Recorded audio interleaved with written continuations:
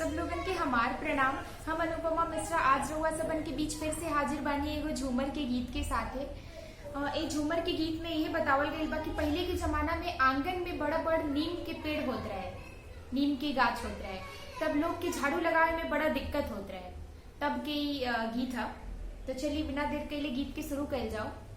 निमिया पतया झड़ी जाला आंगनवा कैसे बहारी हो, निमिया पतया झड़ी जाला आंगनवा कैसे बहारी हो, निमिया पतया झड़ी जाला आंगनवा कैसे बहारी हो, निमिया पतया झड़ी जाला आंगनवा कैसे बहारी हो।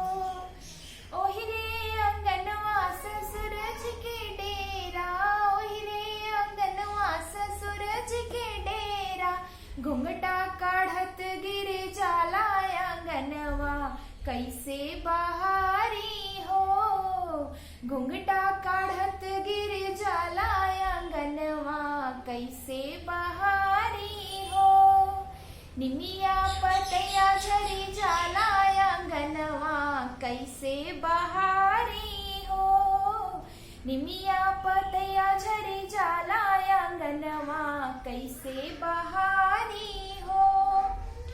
ओहि रे अंगनवा भसुर जी के डेरा, ओहि रे अंगनवा भसुर जी के डेरा, घुंघटा काढ़त गिरी जाला आंगनवा कैसे बहारी हो, घुंघटा काढ़त गिर जाला आंगनवा कैसे बहारी हो, निमिया पतया झड़ी जाला आंगनवा कैसे बहारी हो, निमिया पतया झड़ी जाला आंगनवा कैसे बहारी हो।